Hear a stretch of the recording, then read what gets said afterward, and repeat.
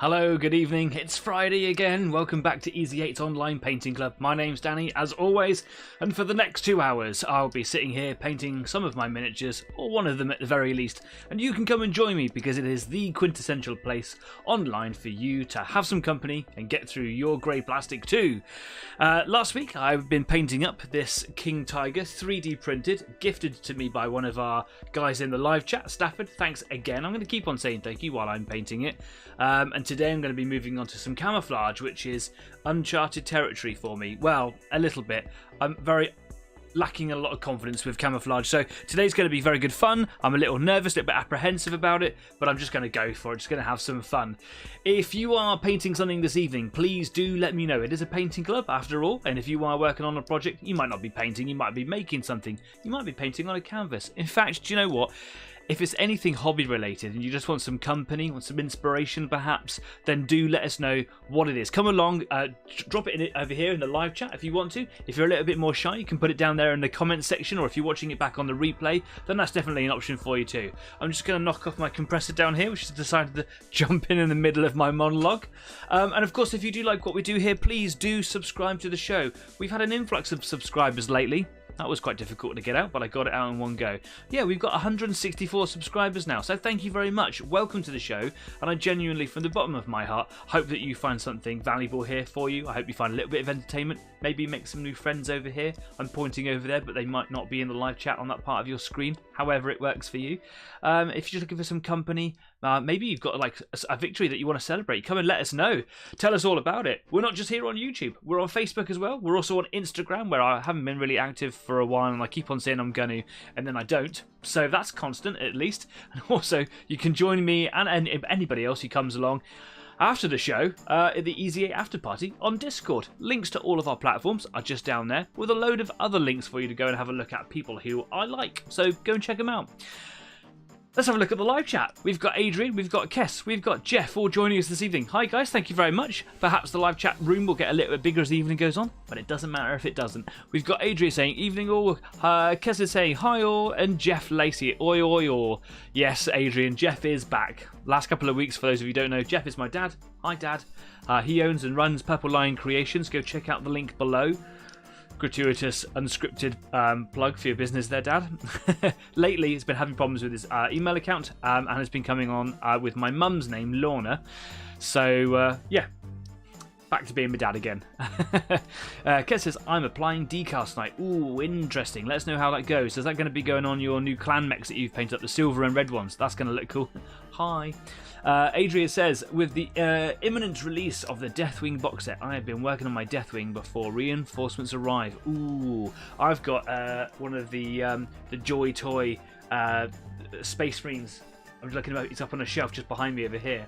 And it's a Dark Angel, and one of the projects I'll probably do during the year is to start work on him, like a Space Marine like this big. You know what I'm talking about. You've seen them all before. Anyway, look, welcome to the show. Happy weekend. Got my new mug. Thanks, mate. Cheers. Such a generous gift. It's got like Online Painting Club on one side. It's got Easy 8 on the other. It's so cool. As like a branded person now. Anyway, let's move away from here. Let's go to the workbench. Here we go. Right. So, here's my King Tiger. It's so cool. I'm really happy with the work that I've done on him. At the end of last week's show, I was talking to Grant from Overlord Games, just chatting away and saying thank you for all the lovely gifts that he sent through. There's a little bit of damage just down here where I was holding him. The problem with spray painting with an airbrush, not an air can, with an airbrush is that the paint layers go on really, really thin, and that's both an advantage and a disadvantage in some ways. The advantage is really silky smooth layers, a lack of build-up which doesn't destroy all your details, and just some wonderful effects that you can get from it, and it's a skill unto its own. I have not got anywhere near mastering it, but because the layers go on so thin, they're really easy to damage, and just by holding them on the sides here, there's a little bit of damage on this section of this skirt piece here, and you can see that on the track here where I'm not too fussed, it's worn off. That's where my thumb's been, and you can see that that's just where I've been holding them. Look, yeah. So there were a few of the bits that I kind of made look better, for lack of a better term. but this little bit here was very difficult to do. So all I did was just get some the shadow color paint, which is the darkest on this modulation set, and I just brushed it in there. Whatever. Nice mug. Thanks. Oh, there we go. Stuck there a little bit. So what I've got to do now is I've got to varnish it. I wanted to do this during the week, but I am the tiredest boy in the whole world at the moment. Because, as some of you may know, that I've been on my fitness bender, where I've got to run a lot this year. I have to run 1,000 miles in 1 year. That equates to about 20 miles a week. In my old peak days, that would have been somewhat achievable. I haven't run for a couple of years, and I am on track to hit my target this week. I've been doing a lot of running. I have the terrible shin splints, and I nearly fell asleep at work today. So that was fun. So I haven't had the time this week to do that. So I'm just going to give them a quick varnish now. Just a matte varnish. There's no need, or I'll probably do it as a satin varnish to save my matte. And it also allows me to see where it's gone on, and that's just going to be to seal in this paint job, protect it a little bit, because in a minute I'm going to be moving on to camouflages, and I'm going to be using a pencil to map it in, because one of the problems that I've got with camouflage is I've got a problem with making it look random yet planned. Now camouflage, unless it's digital camouflage or very mechanical straight edge camouflage, it's supposed to look random, right? The whole point is to break up the outline, make it blend in with the natural environment it's supposed to be in. But it's not just kind of thrown on willy-nilly. It's not like someone's got a bucket and just poured it on over the top. Maybe that was in some cases, but not most of the time. So it has to go on in a certain arrangement. And trying to get that pattern on there, just kind of freehand with an airbrush as I go, I'd never have the picture in my head to translate onto the model. So I've got some reference books somewhere down here in the massive mess that I've got down here. Actually, don't know where they are. Oh, there they are, down there. I'm going to use them for reference, and then I'm just going to see if I can just draw it on and just see what it looks like. You know, hopefully it'll look really good. Anyway, okay, cool. I'm going to turn the compressor back on because it was interrupting me in my flow. I'm going to get my little piece of paper. I would normally get my little spinny table out, but honestly, my studio, my workshop is such a mess at the moment. I've still got the Christmas tree out from Christmas. Like, it's just been non-stop this year so far. It's packed up, but it's just lying there on the floor, and just over there is the eaves in the attic that I'm in, and I store stuff in there. And it just needs to go in there, but it's not. But of course, because it's in the way, other stuff's piling up on top of it. So this weekend, while I've still got another 10 miles to run, I need to be up here and sort my life out. So yeah, I can't use my little turntable at the moment because this piece of paper spins around and knocks all over it. Oh, anyway, whatever. Staff's joined us. Sorry guys, going to be late again. We'll be with you after half time. That's fine, man. You come and go as you please. Jeff says, would it help? Would it help if you run? Would it help you run? I'm so tired. If you got someone to chase you, no, it's not about the speed. Like yesterday, I was running only a little bit faster than I walk, but it's about doing the hard thing, right? Do the hard thing because it's hard, not because it's easy. But no, I can't. I've never been able to run fast. Right, I'm looking down there like I'm looking for my compressor, but actually, some satin varnish. Don't need to give it a shake. It's not got no pigment in it, so it's absolutely fine. Make sure that the airbrush is working fine. Just needs a little bit of loosening up in there.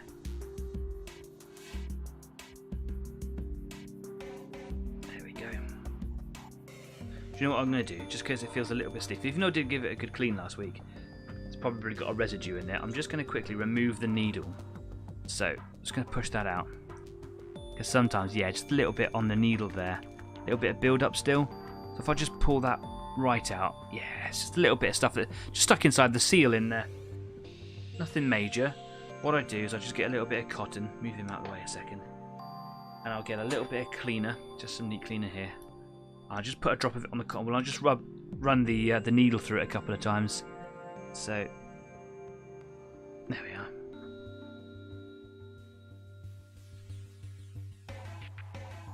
Oh, what a week! What a week!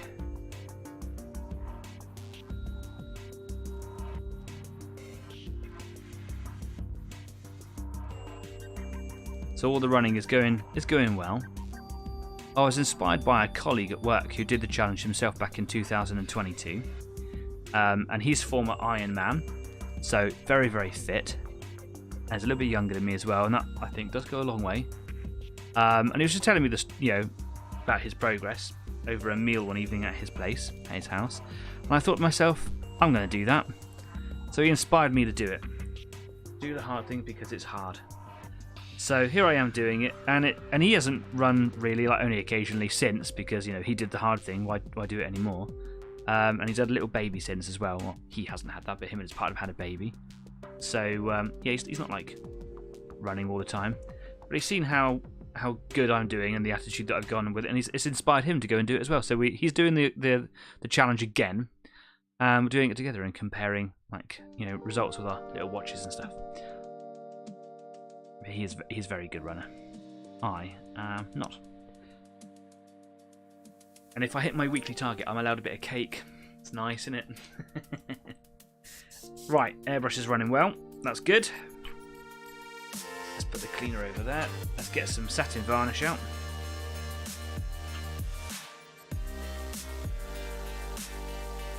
Put in a little blob of that in the bottom of the hopper.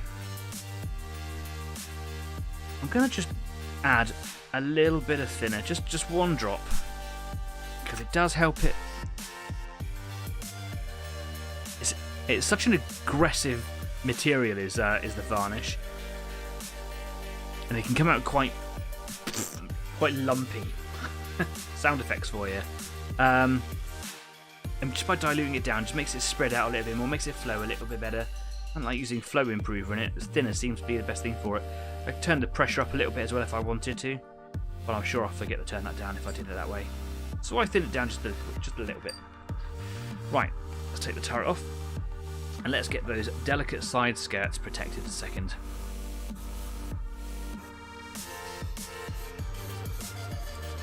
A little bit of cat fur there. What would be a show without some cat fur?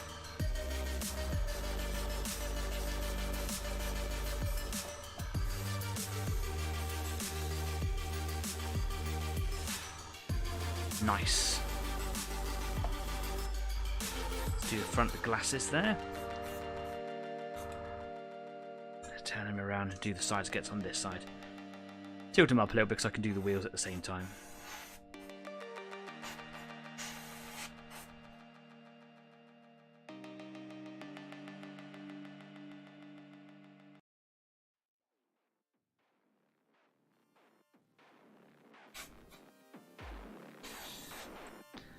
Nice. On the back a little.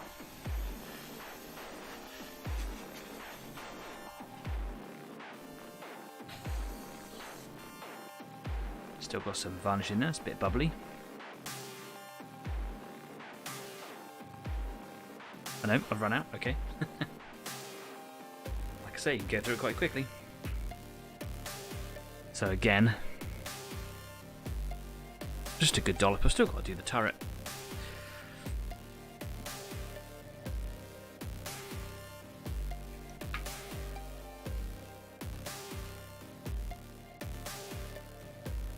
Have I actually even got anything left in there?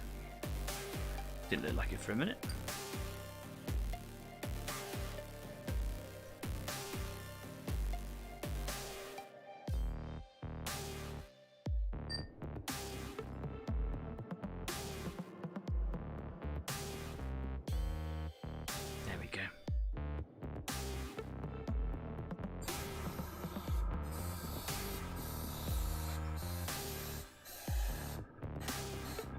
So one of the reasons why I like to use gloss or satin varnish for just little jobs like this is that when you spray it on, you can see where you're going because it leaves wet marks like you can see there. But when it dries, for reference, you can't see where you've already sprayed. And of course, if you've got a little bit of sheen to it through gloss or a satin varnish, then you can see where you've been. And it also kind of gives you an idea on how much you've put on as well. If I did a quick line across there, I mean, there is some there, but you can barely see it. But over here, there's a good layer just because of the amount of reflection. So it's like personal reference, really. So when I'm doing models that I want to protect, I'll often do them with a gloss or a satin, and then later on I'll do a matte varnish over the top. And when all the shine's gone, I know that I've covered up all the gloss or satin with a matte varnish. And of course, it would have been covered with shiny one first. That makes sense. You know what I'm saying.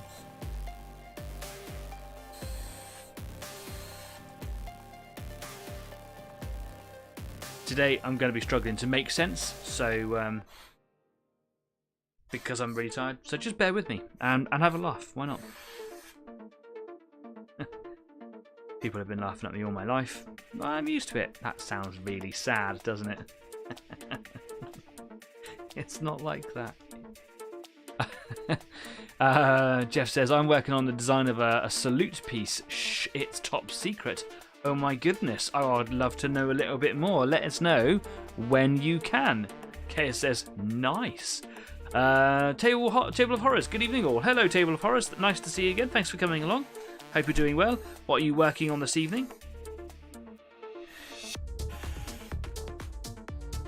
told me last week what it was that you were working on. I can't quite remember. I know it's Space Marines. I can't remember what chapter.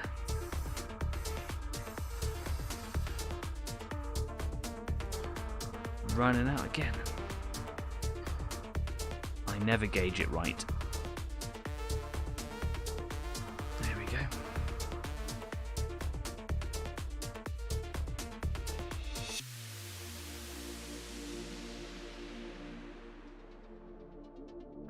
It's a bit more thinner than I wanted in there. Getting very low on that. I've got a big bottle of it in the drawer. I'll top it up later.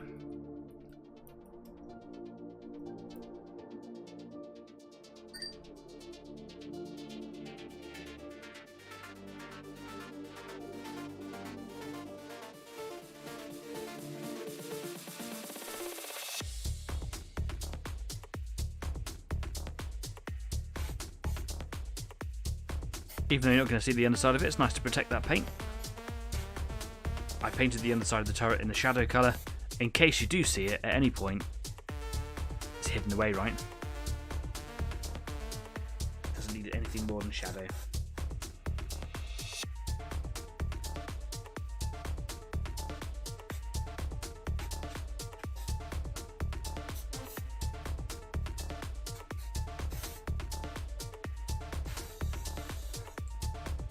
Nice, and now it's just that cannon.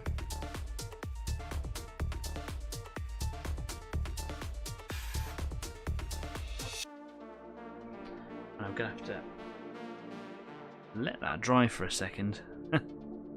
Because I've gone in a little gun-ho there, haven't I?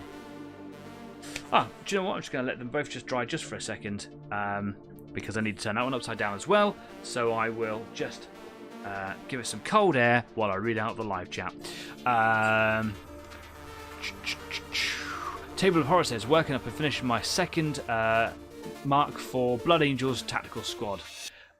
Yes, of course. Do you know what? In the back of my head, I was pretty confident it was Blood Angels, but I didn't want to go and say something like, oh, it was Ultramarines, and then you go, no, not Ultramarines. Shaky fist. How is everyone? I'm fine, man. Thanks very much. I was just saying to everybody, I'm very, very tired this week because I've been doing a lot of running, and I am now officially the tiredest boy in all of the world. So, yeah. I'm probably going to say a lot of things today. It's just going to be complete and utter mouth waffle. Still recovering from a cold, says Kez, going on 3 weeks now. Maybe go to a doctor. Check that out. Easy 8 Health Club.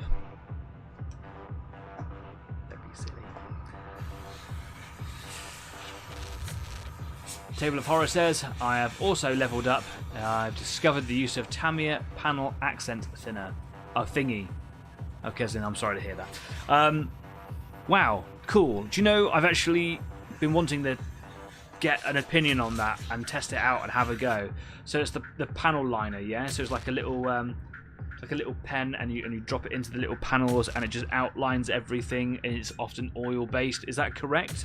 Are you having to put down like a layer of thinner or something first to help with the capillary action? Is that, because I'm really interested in that. Yeah. Tell me everything I need to know.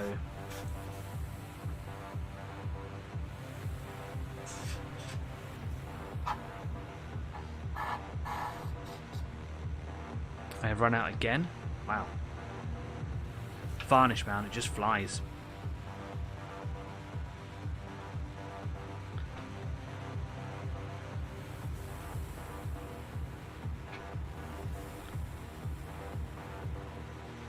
And this is why I like to do all this kind of prep work before the show. But like I said, it's just been... Ooh.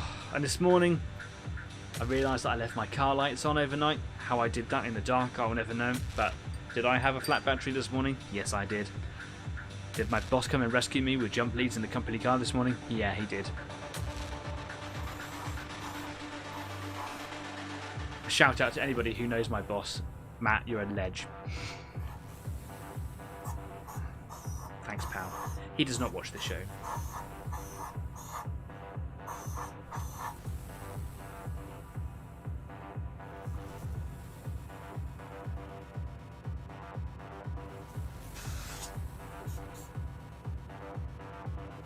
Right, okay. You know what, I'm just going to give that little bit there where there's already some damage. I'm going to give that an extra go. Just to help it. Be safe, right? Safe. Right, I'm just going to give the top of this turret a little bit of air here because I can still see that it's wet. And that'll allow me to turn it over. And I can do the underside of the cannon. And we can move on with our lives this evening.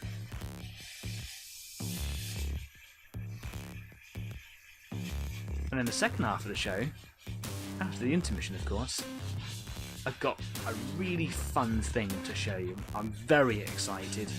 I've been waiting for this thing for a while now. So yeah, that'll be in the second half. Watch this space.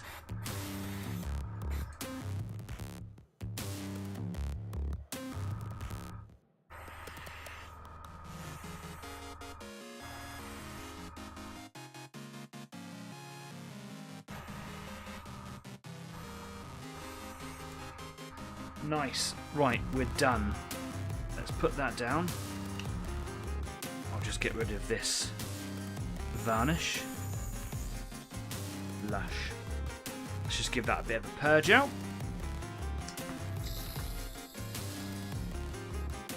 Itchy head.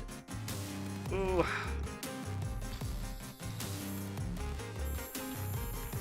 Ah, a sip of tea while I'm at it. Table of Horror saying, yeah, that's the stuff. I have found it flows perfectly out the bottle. I must be careful with application because I think it's enamel based, but a bit of practice with amounts and it's so good. So when you're saying you've got to be careful, is it when you apply it, is it too easy to put too much down, and because it's enamel based it's difficult to clean up? I've got enamel paints and I've got all the stuff to work with them. So for example, I've got some like odorless thinners and things like that, and I use I haven't got any out and about, but it's basically enamel based like weathering and panel liners and things, but it's all out of a pot, and you just like all out of a pot, and you just kind of have to put them down by brush. You put down like a layer of spirit or thinner first, and that helps draw the colour along the area that you want it to go to. But because it's enamel based, thinners help you clean it up. So if you get a bit of overspill, it's very easy just to kind of come in with a clean brush, fresh bit of thinner or spirit, and just kind of mop the area up. Very, very easy to work with. And you can do it straight over top of an acrylic base. If you've done all your work in acrylic so far, like I do, they don't interfere with each other. So you can put acrylic on top of enamel, you can put enamel on top of acrylic, and thinners won't cut through, which is great, obviously. I'm just going to put a little bit of cleaner through the airbrush because I've been using some aggressive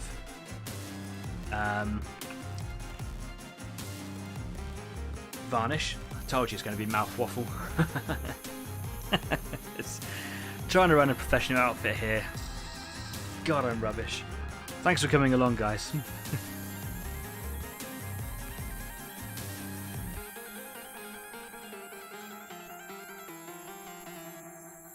Just flushing a little bit of water through there. And that's empty. Cut the compressor. Brilliant. Let's move that to there. Get this out of the way for a second. Cool. So, I've got a tank hull, I've got a tank turret. I've done all of the German yellow colour on it. Get rid of that shine. So it's a wonderful set of paints. Get some really wonderful effects on them. And I think I've really hit the nail on the head with this particular model here. It's always a learning process. You're never going to get it right first go. The first time I used these was on a 1/35 Panther. I've done a 28mm Tiger that Jeff can show you on Purple Line Creations Facebook page, because I made it for him to display all his stuff with. And I've done an insurmountable quantity of 15mm tanks in the same sets, and this has come out by far the best because, you know, I'm doing it a lot, I'm learning, getting better at every one. So that's a really nice sort of confidence boost. What I'm not so confident with is doing the camouflage over the top. Now I could just leave it in this yellow. Some of them were. It could be the Africa core where they just did that particular yellow. I think it is ever so slightly different, but I'd be happy saying that's Africa core. But it's not Africa core. They didn't have king tigers in Africa. I don't think they would ever have made it that far. I'm going to pull my charging cable out here. There we go. I've got here a couple of books. And German Tanks of World War II are it's a really good book. There's lots of really good designs. You can see just by the cover here. Wonder if the light balance is going to cause us any problems. Hopefully you guys can see that okay. Looks fine on my screen, but sorry, it looks a bit dark on my screen, but it might be fine for you. Just because I've got a lot of white here, isn't it? It's all drawings, but they're really, really good drawings. What I want to do is find King Tiger. If I go to the front here. I'm not one of those guys that reads books like this. I've got a plethora of books like it, and it's not a book that I will go, oh, I'm going to read this today, read from cover to cover. But it's so nice to have something where you can go through for reliable reference. So, you know, get them. You know, I don't read them. I'm sure people do, but I just don't. Anyway, what have we got here? Assault gun, self-propelled artillery, heavy tanks. Here we go. So page 86, because it's a big tank, right? 86. There's a couple of Panthers here. Panthers are nice looking tanks, right? They are really big. I don't know how one would go about saying that or even translating it, but it's a big boy, that. Some really nice photos in here as well, stock photos, but of course, owing to the time, it's all black and white, so not very good for colour references. Here we go, heavy tanks. Got some Panzer Grey ones. Have we got any late war camouflage? The Tiger 2. Here we go. So, you can see by this design here, unfortunately it's a little bit dark because the light's bouncing off the page. There's very little yellow left on that camouflage at all. And that's kind of the direction that I wanted to go. So not as far as that image there shows, maybe something in the ratios of what we've got down at the bottom here. So there's a little bit more of that yellow showing. The reason for that is I just like the yellow colour, and I've gone to some great pains to making the effects on this particular model look really good, and I'm really chuffed with it. So I don't want to hide it basically. Have I got any more pictures here? Any better versions of camouflages? Not a Tiger 2, but we got some light spottier ones. Not too keen on that. As a general aesthetic, we've got a Stug down the bottom here, where it's kind of done the same, but it's got a little bit more coverage. So let me have a look through the Tank Spotter Guide. These are all drawn pictures as well. We might actually have some different camouflages in here.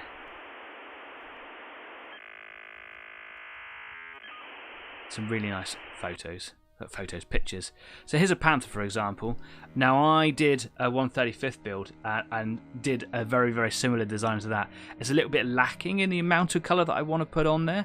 And quite interestingly, only on the upper half of the hull. So if you look at the wheels and underneath, there's no camouflage on there. Now, it probably wouldn't be underneath. There's actually quite a depth in there because the tracks are really quite wide. But often the wheels were also camouflaged too. When I did my 135th Panther build, I did put camouflage on the wheels as well. And yeah, I did a very similar design to that. Here's an interesting design. It looks kind of reminiscent to what I did with the 15mm mouse, doesn't it? It's quite an interesting thing. I quite like the coverage on that as well, but I don't want to do those straight edges. Notice that Darren's joined us just a little while ago in the live chat. Hi Darren, nice to see you again, mate. Excellent book. I have it. Which one? The little one here, or the German World War II tanks? German tanks one. They're both really good. I saw this one on the counter at Bovington Tank Museum, and I was like, add to cart. Just having a quick buzz through the pages now, away from the camera. It's just a bit easy to turn pages. Just seeing what else we've got here. There's a great picture. Some interesting colour uses, but I like the coverage. So the ratio of yellow to red to what looks like a washed out blue colour on there. So yeah. What else have we got? Now when I did the mouse, I pretty much copied the reference material that I had. This time I kind of want to do it myself. I want to have my own design that I put down, but you know, drawing from reference. Unfortunately, I'm kind of getting into some more modern tanks here as I go through the book. It is an interesting design. That's not obviously that's the Romanian army there. Quite a more modern tank. So yeah, just interesting.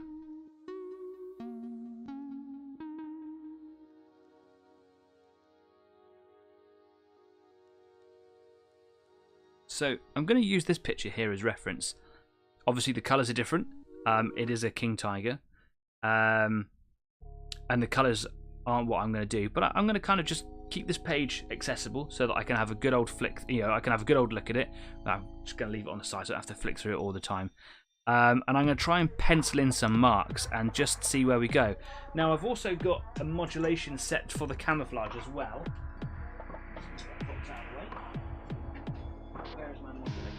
Camouflage, here we go. So this is the colour set I've got here. Incidentally, King Tiger on the front of this picture here, quite a good ratio of colours on there too. I'd like a little bit more on it really. I think when they're heavily green, I think they look really quite intimidating, as if one needed to be even more intimidating. What's interesting in this is that obviously I've got the modulation set for both colours. So I've got green and red. So I've got red colours here, dark, middle, light, green colours here, dark, middle, light. What I'm going to do is I'm going to probably mask them all in the dark and then match the highlights on the hull. So if I'm doing a camouflage bit towards the back, I'll try and keep it dark. If I'm doing a bit on the highlighted area, I'll try and keep it highlighted. The idea is that I want it to look heavily camouflaged, quite dark and intimidating is kind of the aesthetic that I'm going for. So yeah, some comments going in. Excellent book. Darren says it is the German World War II tanks. Yeah, I can't remember where I found it. Or if someone gave that one to me. I think someone may have given that one to me. Might have been the old man. If you did, thanks. I'm going to start with the red colour, just because I find it a little bit easier to work with. I'm going to start with shadow. So I've got shadow, base and light. And I'm just going to give this a really good shake. It's been a little while since I've used it. And I'm going to start on the hull, because I think it's just a little bit easier to start on that. But rather than just spraying it on any old place, I'm going to sit here and just map it out with a pencil. I think it's probably the best thing to do. You can hear my partner clapping at cats in the kitchen. That's a bit weird, that, isn't it? So yeah, just going to pencil it in. I'm not going to go heavy with the pencil marks because I don't know if it will show up. But yeah, I always, if I got my airbrush ready to go and I start mapping out, I kind of get a bit carried away, and because I'm not ultimately confident with pressure on the trigger, it's very easy for me to go too heavy. What I need to do is know exactly where I'm going to go, so I can go, I'm going to fill this area and basically paint between the lines. So what I'm going to do is I'm going to start on this side over here, just because my reference book starts on that side, and it's just going to give me a bit of an idea where I want to go. Doesn't matter if I go over any of the detail, because I'm going to pick those out at a later time. And then, yeah, just going to spray over the top of it all. Still a little tacky to the touch, but whatever. Okay, here we go then. So, I've got some little lines down here. Is this pencil even going to be good enough to...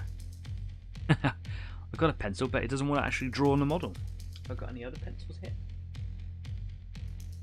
Thought this one was going to be good enough.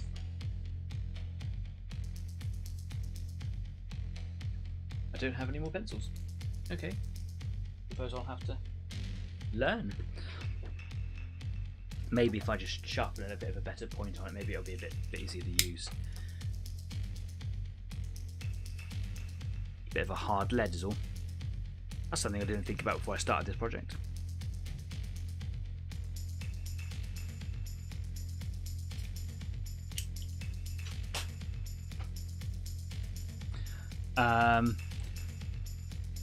Panther, I can't believe how big it is. Yeah. Do you know, he loved that tank. It's quite a thing to see though. I can see the mark if I hold it in the light at the right angle, but I don't want to be searching for it when I'm painting, right? Okay, I can see it there. It doesn't matter like how I draw that line on, so if I just draw like a straight line here, I can make it kind of wiggly, or just kind of let the airbrush take it, but as long as I know roughly where I'm going to be going. On the side there it was just struggling. I think it's working a bit better on the top. So I'm going to go up here, over all of these details, and across the top of the engine bay. Now, I don't know if the camouflage would have been all over the top. I'm going to assume that it was. I don't really know much about camouflage. It's not an area of knowledge that I specialise in. They've got it on this picture as a band that sort of travels up about as thick as this pencil across this section here. So I'm just going to draw a little line in there. Oh, that side of the pencil lead works better. There we go. I bet you this is going to like scratch all of this design up, isn't it? I'm going to go across there. Now I know I'm going to paint all these in later on, but if there's a little bit of hull behind these details, I want it to stand out. Table of Horror says, just dunked my paintbrush in my coffee again, and I'm so going to drink it still, but that bit concerns me most is that I shouted no and I'm still doing it. Like, no! Yeah, I've not done that before. That's a new one. Do you know what? I think I'm going to go a bit wider with it because I don't want it in narrow bands, so I'm going to come down here like that. Yeah. That'll look kind of cool. And then it can go across the back over there. Yeah. Like that. Across here. Should I go across the back over the top like that and then kind of curl around and go down this side, or should I do it in a stripe that kind of goes down the back like that? I quite like the idea that it rings over the top. That would be quite cool. I think I'm going to do that. If you don't like that idea, do jump in and be like, no. Adrian says you could use blue tack to mask off the bits you don't want to camouflage. Yeah, you're absolutely right, I could, and I was thinking about that. I want to try that on another model. I've been wanting to have a go at like penciling it in for a while, so that I've got lots of different methods to compare against. You're absolutely right. John from Out of This World Models and Minis, gratuitous link just down the bottom. Gratuitous link? Gratuitous plug? Sorry, John. Like I say, I'm tired. There's a link to John's show just down there. Go and click on it. Out of This World, Models and Minis. Top bloke. Big supporter of the show. Just hit 700 subscribers himself. Go and show the guy some love and subscribe to his channel if you haven't already. He was saying that you can get like special masking putties, which I suppose does exactly the same job. It takes a minute to warm them up from what I know. And once they get pliable, they are really good at kind of manipulating into shapes and things. So yeah, lots of different methods and stuff for me to try out. You know, and I see like some of the pros on various YouTube channels, like, you know, Uncle Night Shift. We've all seen that guy, haven't we? He's so cool. Mr. Night Shift, if you watch this show, hello, mate. Such a source of inspiration. I've seen him trying all sorts of things and freestyling things and drawing things on. I just kind of wanted to give it a bit of a go. I don't know if my little line really shows up very well on your screen there. It's actually quite hard for me to see. What I might do a little bit later on is go and get a pencil that I'm pretty confident works better.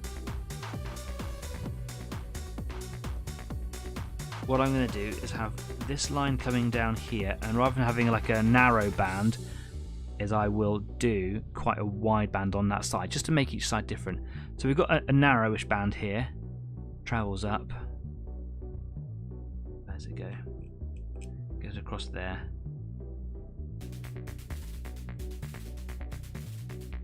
I'm sure they would have done camouflage on the top, right? I'm sure they would have.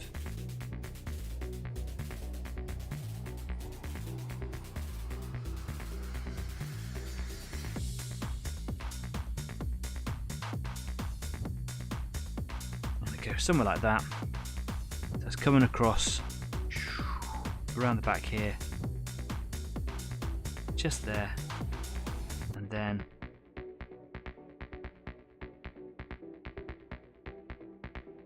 somewhere like that. Yeah. Do you know what? That's one little line. I'm gonna have a go because I'm just excited to put some paint on it. It's not the drawing club, is it? So just gonna shake this little paint up. I've got some rot brown shadow, completely and barbarically ruining the German accent there. Jeff says, "Yeah, I found it." Talking about the book. Yeah, thanks. I think a lot of late war German camo was done with a bucket of paint and a broom by the crew. Yeah, you're probably right. I think you're overthinking it and you should just go for it. When it turns out great, it'll boost your confidence no end. Alright, cool. Yeah, they did camo from the top to hide it from aircraft. That's what I was thinking, but obviously the environment looks different when you're looking down on it. Would it have been different? I don't know. Like Jeff says, I think they just would have slapped it on, really. I know that they were quite strict on how it went on, what it had to look like, because I've actually got on my phone, which I can share on Facebook if anyone's interested, full detailed transcript in the German military on how they wanted their tanks to be painted, and all the dates that applied to as well. So for example, the Iron Cross, the Balkenkreuz, on how that appeared and how it changed throughout the years. So when it started off, it was just a black cross, then it had a white outline, then that changed a little bit, then it went to red, all these different dates. So if anyone's interested in that, I do have that if you want to have a look at it. But basically, in a nutshell, they were quite specific about how they wanted it painted, but when it actually came to applying that paint, you know, maybe like I say, just with a mop. Let's get the little painting sheet back in. Okay. So yeah, I'm not going to overthink it too much. I'm going to give it a little spray there. Cool. I'm getting quite close with the airbrush because it means that I get a nice narrow line. And I'm just going to take my time. Here we go.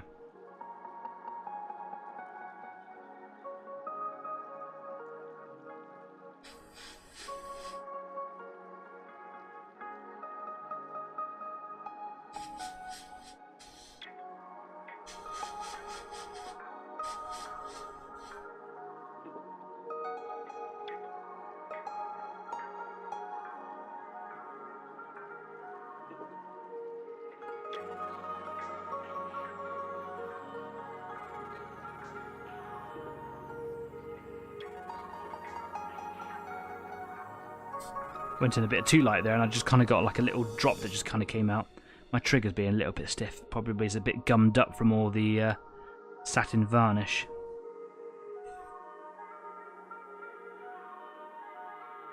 One of the things that I was worried about is the pencil mark showing through. It is still visible. I'm not going to worry about it though. Not right now anyway. Oh. I know what's caused me problems. Didn't have my compressor turned on. I'll just let that build up for a second. Darren says, I've seen winter schemes where the top is full white washed and the sides were stripy. Yes, I've seen that as well. I've actually got from Ammo MIG the white camo paint, but it's a washable one. So the idea is you slap this on and then you get a brush that you don't really care about so much that's wet, and then you just rub it and it comes off and it behaves just like whitewash. So yeah, bought it, haven't used it. Impulse purchase.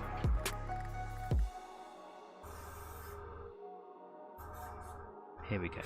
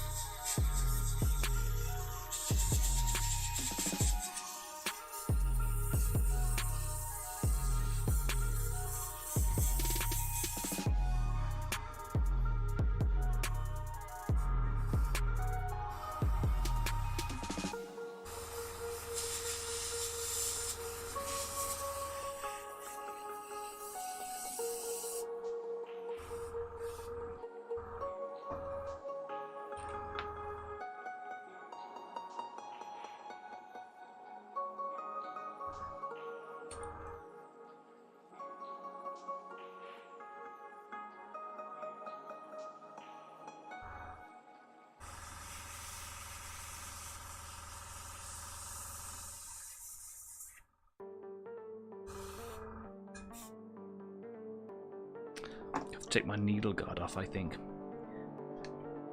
because as always get just a little bit of build up on the needle tip. That's just preventing a good flow.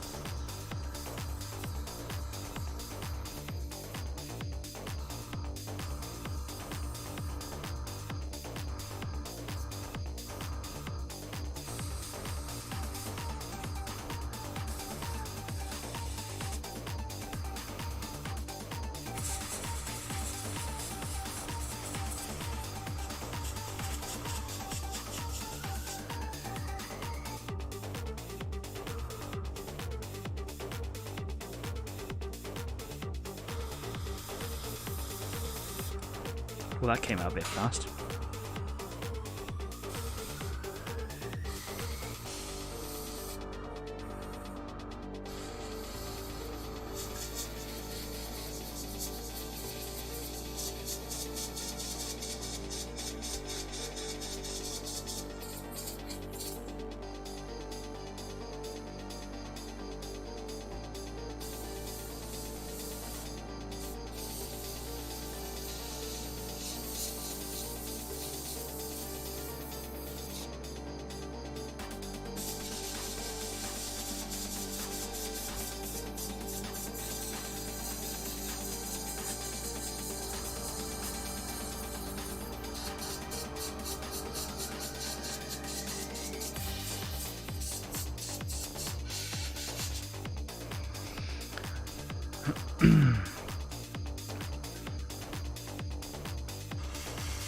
Very difficult to keep a constant flow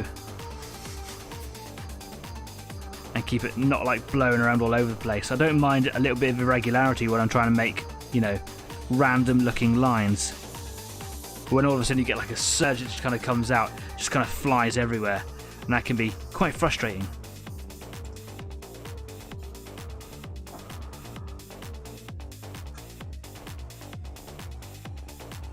Darren says, same, I've got some washable white, but I'm still building the kit. Yeah. When I get good at like camouflages and whatever, I'd like to give that washable white a good go. Do a nice Russian tank, perhaps.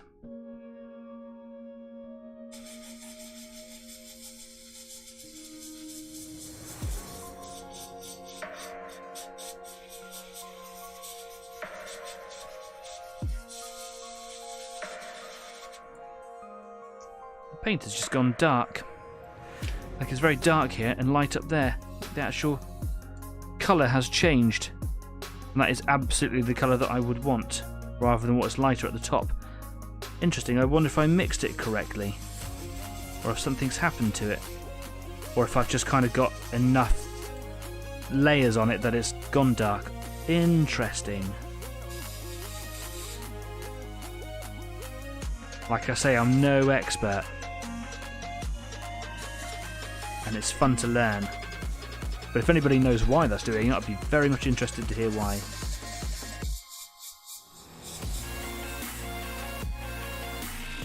Can anyone suggest a video or a website, etc., to start research into airbrushing for idiots, please? If you're interested, I can certainly have a go at doing a basic tutorial. However, you probably would be better off having a look at other channels that are out there. There are loads. I would recommend anything from Squidamar. He's very good and has got his own airbrush. His own airbrush. It says Squidamar down the side of it. It's very good. So have a little look at his stuff. Airbrushing for pros. Sorry, for new people.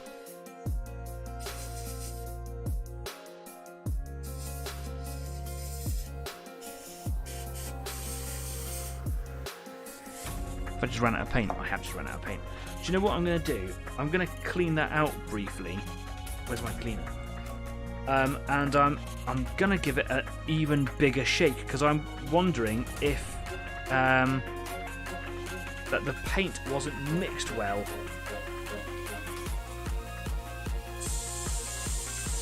And changed colour as a result. Don't know if you saw it. It was very noticeable for me. It went very, very dark all of a sudden. Gonna wash that out a second. Huh, all these learnings. Stafford's made it. Oi, oi, I have made it. My arms no longer work, but I'm here. You've been to the gym again, haven't you, mate? Good for you. Do the hard thing because it's hard, right? Right, let's give this a good old shake. You're welcome, Table of Horrors. I also did a lot of research in my very early days for things like paintbrushes from Miniac. Don't know why it totally evaded me there, because I'm really tired. Let's give this a good old waz. We haven't wazzed it. That's probably a part of it. Come on, Wazmatic. My Wazmatic is not working very well.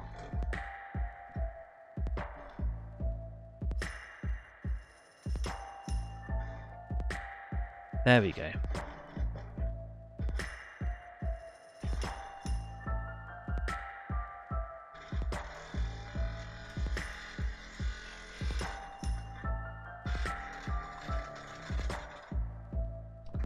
I think it's time to put that in the skip. That's a shame, isn't it?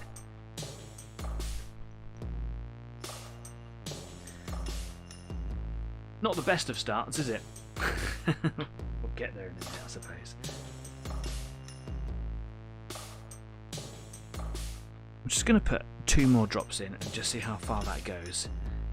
And just see what difference it makes in terms of the colour.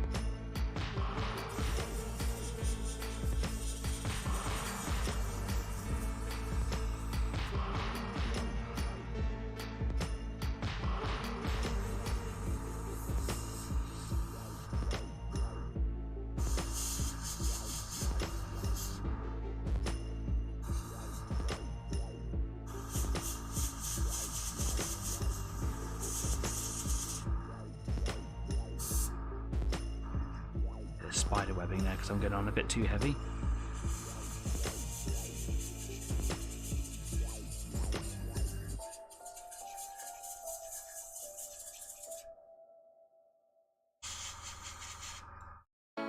This is such a learning curve for me. I've never been very good at this at all. I do really enjoy it though. Which I suppose is a good thing.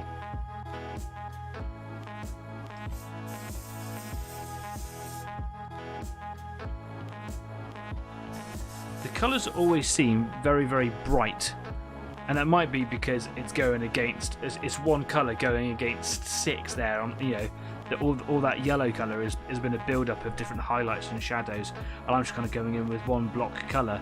But I found that even on my 1/35th Panther, that the colours just seemed not dark enough. They always seemed quite bright. And I've been told that when you're applying weathering and certain filters and things over the top, that will change. So hopefully that will change.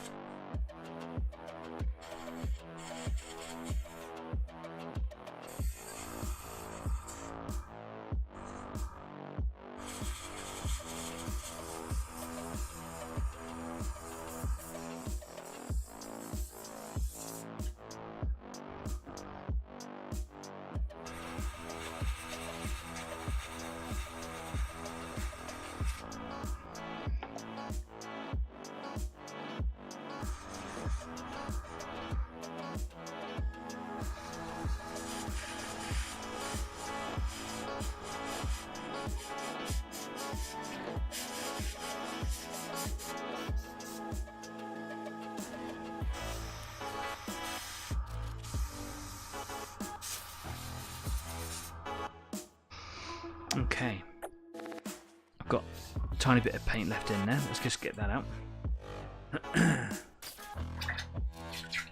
Let's clean that needle off.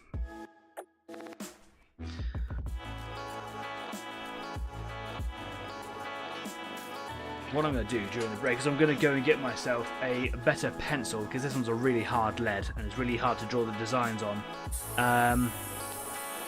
And then hopefully I'll be able to do more lines and change the colours up a little bit. See what happens. Got my first red line on there, and that took a little while. I'm all for being patient. If it takes a long time, it takes a long time. That's absolutely fine. But I do want to kind of make them look better. That's a good start though. I'm not too displeased with that. That's all right. You can tell by the sound of my voice that I could be happier with it. It definitely stands out as a stark colour, doesn't it? So in a minute I'm going to do like maybe a bit of green on here as well, and I'm going to try and make sure that I don't copy this pattern all the way down. I don't want to have this sort of ribcage effect going all the way down the tank. So I'm going to do different things on there, and it's the planning of that random sort of style of pattern I find extremely difficult. It's probably one of the hardest things that I've ever painted. So any tips or advice would be well worth it. And just like Adrian says, it'd probably be much easier with blue tack or a putty or something like that. And I would like to get a dedicated painting putty. We do have some blue tack here, but it's not in a very good condition, so we won't be using that at all. What else has everybody been saying here? Let's move away from here. Let's go here. Because I'm going to go and have a quick break, and I'm going to go and get myself a grown-up juice in a minute. Wasmatic says, "Staff, John, I didn't put it on the screen, mate, because it's just not working very well. Doesn't like it anymore." Kez says, "Decals are put onto the legs of 16 mechs now for the upper bodies. Have you done anything to protect the ones that you've already put on? You might be absolutely fine, but by handling them, putting on more, you might end up knocking them, damaging them a little bit. So it might be worth just kind of giving them a bit of a blast with a varnish or something just before you move on to the next ones, just as a tip." Staff says, "So I was supposed to be painting my tiger tracks this evening, but my arms are shaking." Yeah, maybe tonight isn't the best night for gym and painting. Jeff says, "Would you find it easier just to do the colours lightly, then when you're happy with the camo pattern you can just block over properly?" Just a thought. Yes, you're absolutely right. I should do that. I just didn't know how the paint was behaving, so I just kind of wanted to make it sterner on there. But yes, I'm not going to I'm not going to do this line until it's finished. I'm not going to come in with the lighter versions of the colours and start highlighting it or anything like that. I'm just going to put the block colours down, and yeah, like you say, I'm going to go in lighter now. Get that pattern established first. Yes. Have the green and brown overlapping each other in multiple places. Okay, the reference picture I got doesn't do that, but I will do that. That's cool. Brilliant. Alright. Excellent. Okay, cool. I'm going to go for a break. I'm going to go get myself a grown-up juice. You can do the same thing too. Whatever you should do, you should go and change your paint water. Go on. You know, you need to. Go for it. Change it.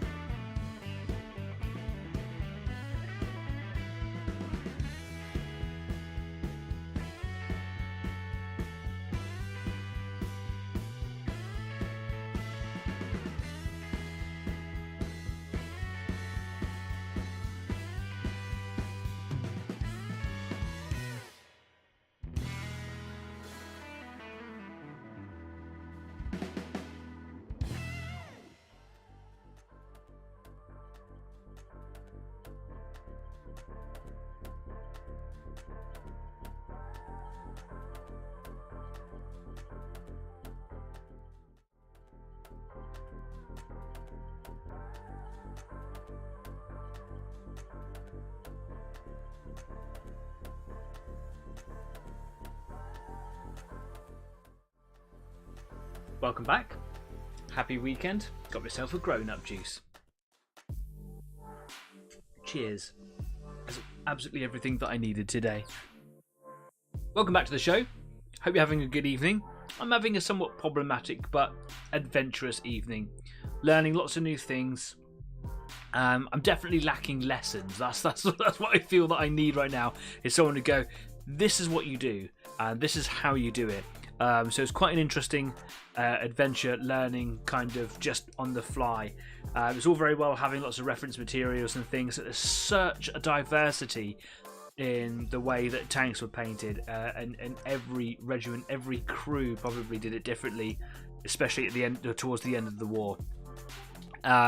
So just kind of trying to break away from this patination that I kind of will fall into, which is like, I've done one line, now every other line will follow in exactly that. I need to kind of make it looser and lighter, break it up a little bit.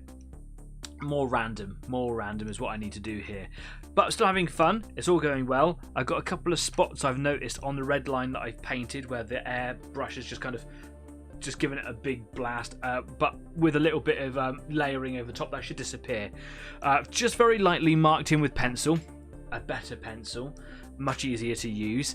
Marked in where I want the next line to go. It's green, and just as what Darren was saying just a moment ago, is making sure that the colours overlap a little bit as well. He said quite a lot, so I'm going to 50-50 it, like, you know, in some places it will overlap, in other places it won't, so that the yellow's also showing through as well. I want that kind of even ratio of all of the colours.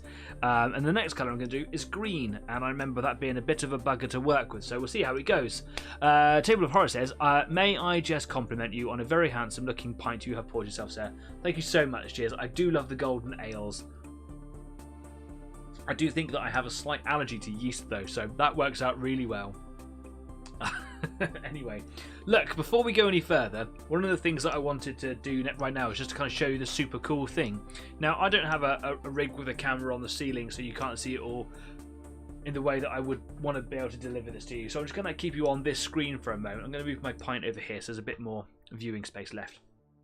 Last week we had this really exciting part of the show where I opened up a really big care package that Grant from Overlord Games sent me.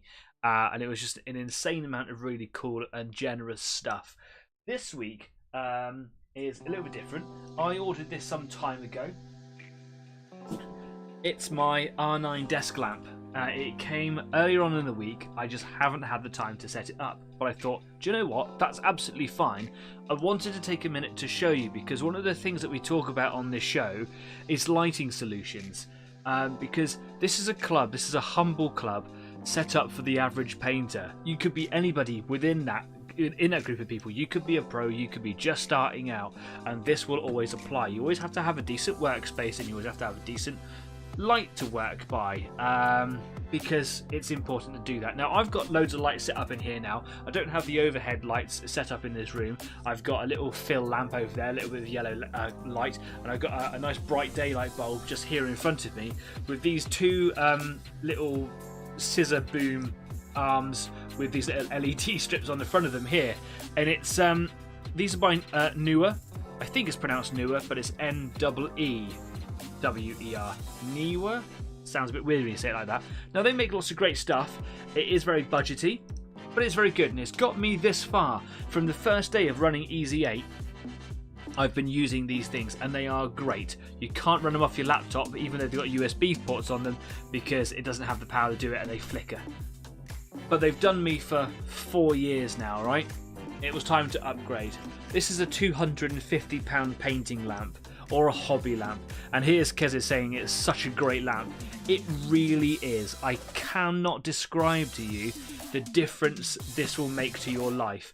So I spotted this on Kickstarter about a year ago, maybe more, and Kez is a personal friend of mine in the live chat, and I was chatting to Kez about this lamp and sent the link to the Kickstarter to Kez because she asked for it, and Kez was like, this looks really good. We both did a lot of research on it, and Kez was like, I'm going to buy it through the Kickstarter, and I was like, yeah, me too. And I just didn't push the right button on the Kickstarter, and the Kickstarter ended. And Kez got her lamp, and I did not get mine. So the company have started. I'm fighting to get it out of the box here. The company had such a good release that they just started producing them as normal. The Kickstarter links just work now as a normal shop. So I went online a little while ago and I added to cart.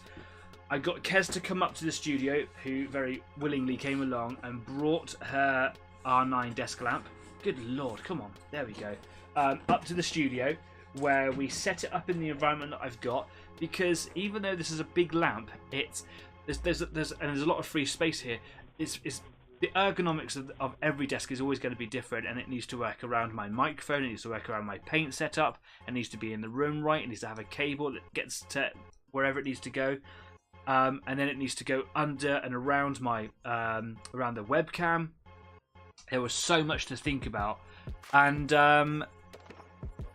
because brought it up and we set it up, and it was phenomenal. It's not just like a normal light, this is something else, and I'm going to have it set up for next week's show so that you can see the difference. And if anybody wants, I will do a separate video like outside of Easy 8 Painting Club, put it on Facebook and here on YouTube for you as well if you want to, where I set it up and you can see it doing its thing. And it won't probably be as good as seeing it in person, but the difference that it made sat here at this desk was mind-blowing. It was you think, oh, it's just a light. Yeah, it is just a light, and they've done it right. So here we go. Look, Redgrass Games. These guys make really good quality stuff, and this light has been designed with a certain colour spectrum in mind that both simulates daylight accurately, but is tailored to working at a table. In this sort of environment, maybe in a more commercial setting perhaps, but it's tailored to the human eye. They've done lots of sciencey research stuff in there, which is really good to look at colour charts, but is actually alien to me. I don't really understand it. I trust their method. What I do know is that the quality of the product that came out was unparalleled. So we've got here, I'm unwrapping it all for the first time. Of course, I have seen Kez's lamp, so I know what it looks like, what to expect. But the quality of this lamp is something else. So I've got some plastic sleeves here. I'm just going to pull these off. Here we go. The trademark red cable from Redgrass Games. Now this is the scissor boom and the light mount itself. So let me just bring this a bit over closer so you can see it a bit more. It has really stiff joints, but really easy to manipulate, which means it's not going to go out of position just by kind of, over time. You bend it into whatever position you need it to, as such. It can pivot on the top, so if I hold that bit still, it can spin. So it's got those 3 axes there. And what's really cool is it's two. I bent it into the wrong position. It's got these 2 LED strip lights underneath, and they both independently rotate on their own axis as well. And that's really cool. We've got here a little push button, power button on the top there, and I can't remember. Kez might be able to tell me if that's like it's a dimmer switch at the same time that you push it and it gives you different levels of brightness. The quality of light that this brings to your tabletop is nothing to what I've got here. I put these lights on at the same time to see if it would enhance shadows, reduce shadows, or whatever. There were no shadows. These lights didn't even look like that they were on when this one was on. But what it doesn't do is drown everything out and bleed everything out. It was an incredible thing. Adrian saying there at 250 quid, the quality better be unparalleled. It really is. Words will not do this justice. It's an incredible, incredible lamp. And you aren't the only person to have ever said that. In all of the Kickstarter reviews, people are going, £250 for a light. Don't think about it as a light. Think about it as a tool that you need to, if you want to add improvements to your painting environment, then this is the direction you need to be going. Ever since I started Easy 8, I always knew that I'd be starting off as a noob, with very, very limited gear. I started running it off of the webcam in my laptop with a cooling tray underneath it, on top of a cardboard box, and now I have my own studio with wall-mounted paraphernalia and all sorts. The two things I wanted to concentrate on was sound and light, because, well, you need to hear me talking properly, but you also need to see clearly what it is that I'm doing. Kez says it is, but kind of know how it works. I think you hold it down. Yeah, I think you push it and it kind of it dims down and then brightens back up again. So yes. Table of Horror saying, can we get a linky in the chat, please? Maybe, Kez, if you can, holding it like a gun, maybe you could pop a link in the chat here or in the comments section down below. That would be great. If you can't, don't worry, I will do it at the end of this show. What else have we got here in this box here? I think it is just like the little the socket, isn't it? So we've got a standard sort of table vice clamp here. Here we go. So just the standard little screw effort there. It clamps on the side of your desk. What I do like about this, unlike a lot of the cheaper ones that I've got here, is that when you pop the desk lamp into this bit here, it's kind of got like a little I don't know what you call it, like a little grub nugget, where it kind of just pops in and kind of holds it there, and with a little bit of effort you pull it out, it pops back out. It doesn't just simply slide in, and then there's like a little resistance screw on the side there. So there's that one there as well. And I think it also has, yeah, there we go, a little plug with a power cable on there. So this doesn't run off of USB, it runs off of the mains. So in the US, if you are able to get hold of these, they'll have a different attachment to it, and that's probably why it has an adapter of sorts rather than its own little power supply. So yeah, £250 is a lot of money. You are not wrong. It's a lot of money on its own. It's a lot of money when it's just a lamp. It's not just a lamp. It is an exquisite lighting tool for you and your studio. You might not need it. You might not want it, and that is absolutely fine. I don't think I ever would have justified it without having Easy 8 here. But you might be in a dimly lit studio or room or something like that, and you think that actually I need a new lighting solution, and you wanted to you know, spend a bit of money to bring a bit of quality into that. This is definitely something that you should consider. I'm not saying you need to go out right now and add it to cart. I get it. £250 is a lot of money. But it's my hobby, it's my brand, it's what I do, and of course I'm always interested in that next step. It's taken me 4 years to get to this point. 4 years in Easy 8. It's taken me 40 years in, you know, my life plus some to get to this stage. So yeah, consideration is definitely involved here, but it is, if you want a decent light, like Kez saying, is definitely worth it. And next week it'll be up and running, and if anyone's interested, I will do like a little installation video. I'll have my little phone on, one of the little scissor booms here, and I'll just set it up, and you can be there with me live while I put it all on, and hopefully that little video is a good enough quality to kind of give you an idea of what that light is like. Except no substitutes. It is a fantastic lamp. Just like Table of Horrors is saying, not just for painting, but you could do, yeah, you could do whatever you wanted with it. You could do, if you wanted to have it as a dining lamp. I don't know why I went straight to that. If you've got any kind of project or hobby, it's not just for painters. It is considered a project lamp. You could have it on your poker table if you wanted. Whatever you want. It's a fantastic lamp. Have a look. Yeah, cool. Anyway. If I can't find a link right now, I will find one. Come and find me in Discord at the end of the show if you want to. I'll share it with you there. I'll pop it up on Facebook as well. So if you haven't already followed us on Facebook, just like Perico de los Pelotes, I don't know if I've said that right at all. I've just tried to freestyle that one. Thanks very much for following me on Facebook. Thanks for coming along to Easy 8. I hope you find something worthwhile here, even if it's just laughing at me and how tired I am today. So welcome to the show. I'll put it up on Facebook for you later on. A bit of fluff on my thing there. There we go. Let's get rid of that. Cool. Please do subscribe to the show. We've got an influx of subscribers lately. We're up to 164. I would love it if we could get to 170 before the end of February. Let's see if we can do that. Go out and find someone who isn't a part of the Easy 8 community. Bring them into the fold. Get them into the hobby. Maybe they're already into the hobby and they're looking for someone to join in with. This is the place to do it, right? Bring them into the family. Let's do it.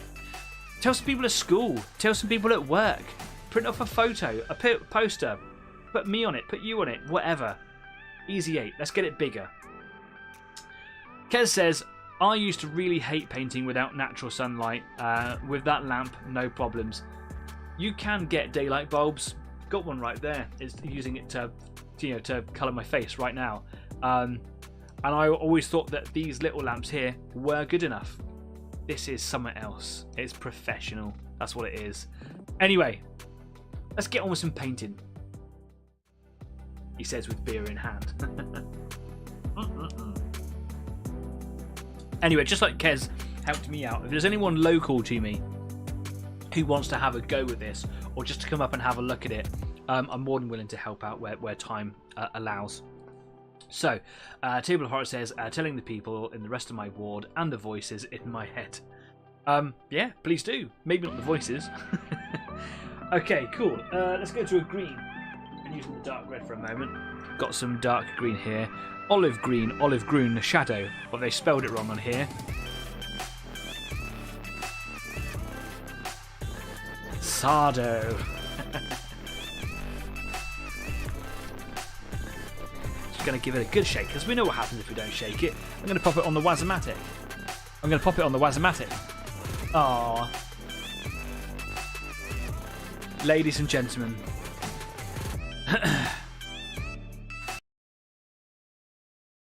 The Wazomatic has died. Let's just take a moment. Sorry, Wazomatic. Did me good. Anyway, let's carry on.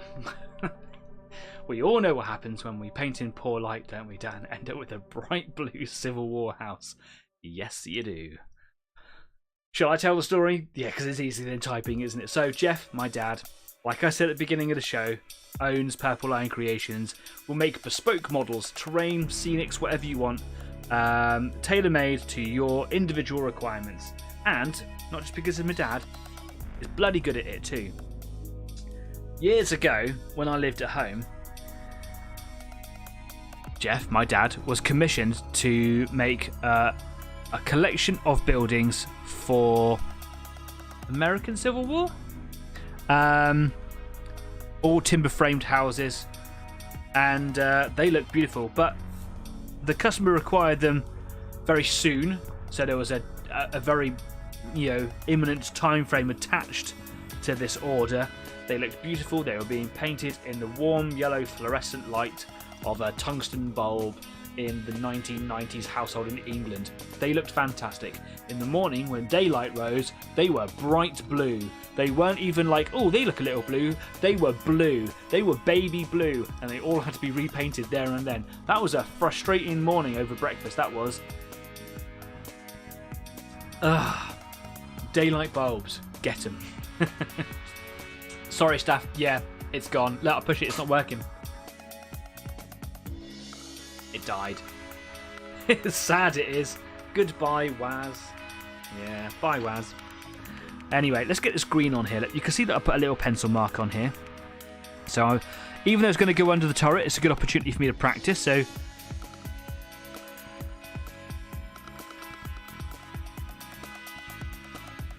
I'm going on nice and light, just like Jeff was saying a minute ago. Maybe go on light. The problem is it just looks so bright and pale for a dark green. This is one of the things that I'm not so sure about in this modulation set. Are the colours right? I don't know. So I'm just blocking them in. Maybe they just need to be filtered down.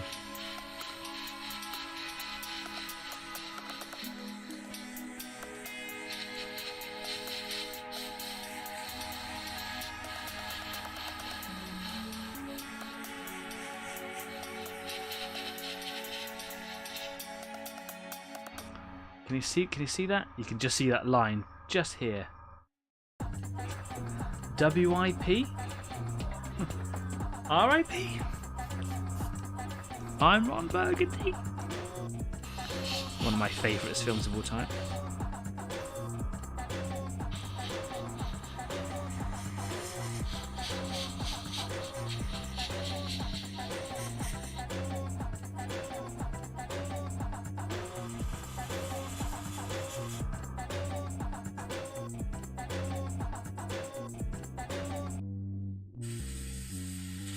So you can see what I've done here. Maybe you can, maybe you can't. There's a green line here. And as it comes to the side here, it joins onto the side of that red colour. So just taking Darren's advice into consideration is making sure that the colours kind of overlap each other a little.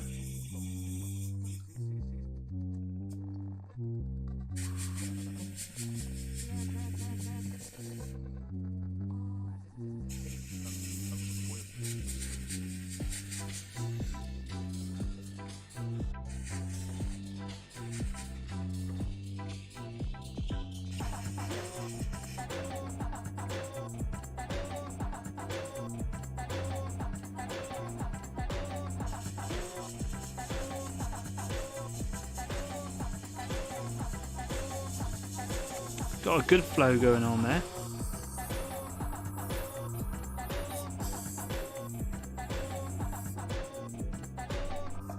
Can I clean the end of that needle off? The hound is bugging me to take him out. See you guys next week. Ciao for now. See you later, Adrian. Thanks for coming along, mate. And yeah, I will post up some more information, maybe a setup video about the R9 lamp for you if you are interested. So watch this space. But thanks for coming along, mate. Have a safe evening. Enjoy walking the dog.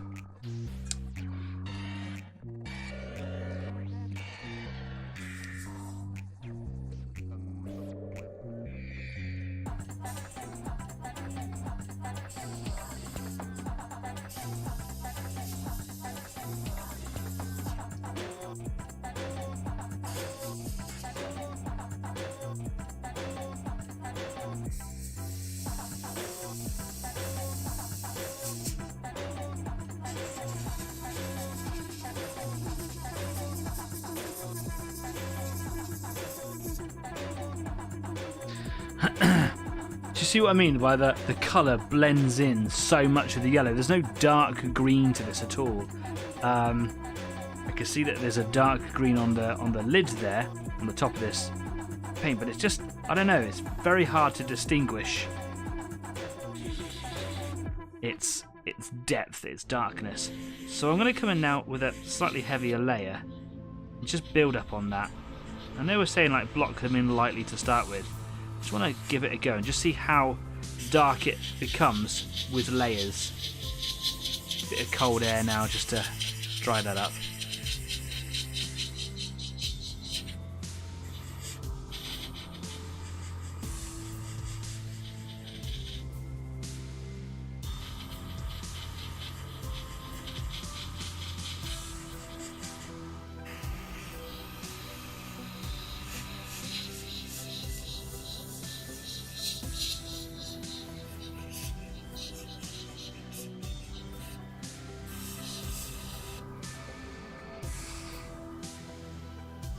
It's not adding much darkness to it, but I'll keep on adding some layers.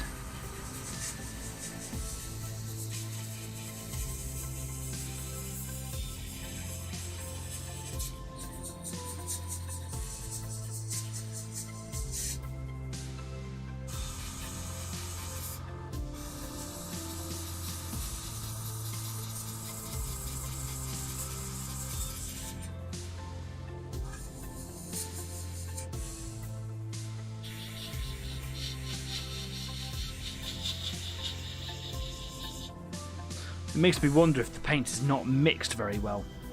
Anyway, look, I've got another line on this side over here. Now this one doesn't go all the way over, it just kind of comes up to the back onto one of these little hatches on the back here. Just saying, no, I think you need a darker green. Yes, you're right, and it's making me wonder like how appropriate this set of paints that I've got is.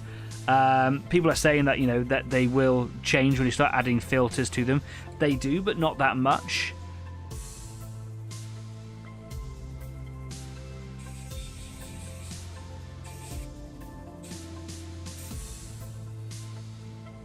I really like modulation paints. I think it's a really interesting angle when it comes to like painting methods.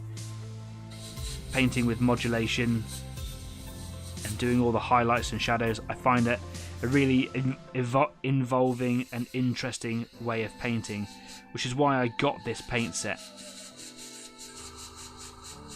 But these colours just don't strike with me. and it's frustrating.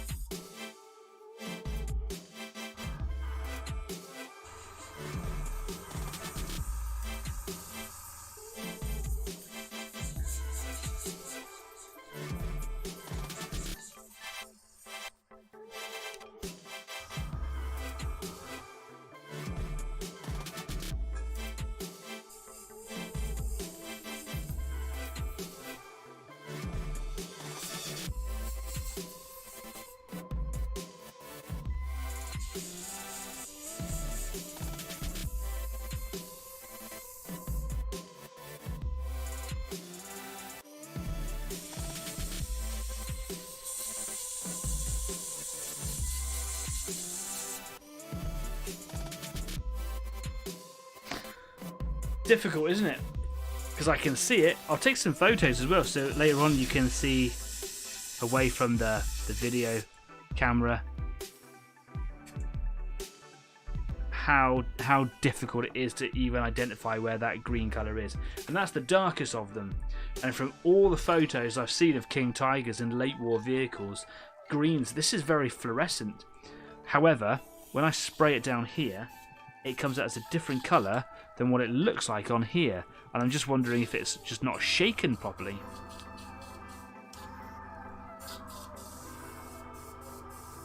So what I'm going to do is I'm going to pop my little needle protector back on, wherever that's gone. What have I done with it? There it is, behind the drink. And I'm just going to blast a load of water in, cleaner through the airbrush. It's starting to dry up inside there a little bit. I've got my greens marked in for now anyway.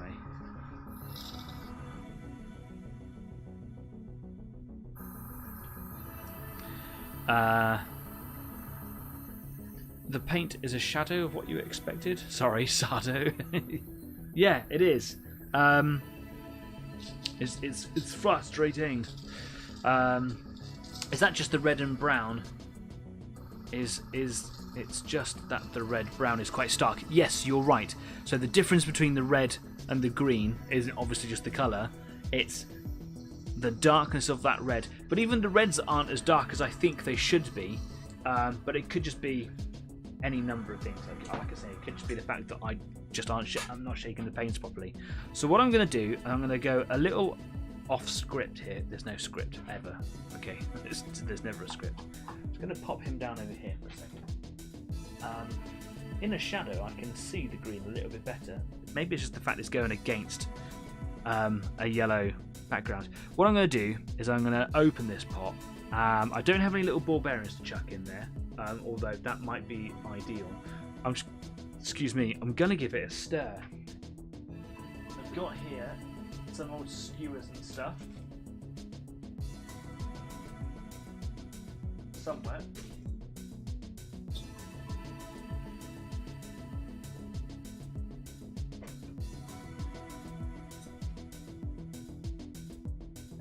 That'll do.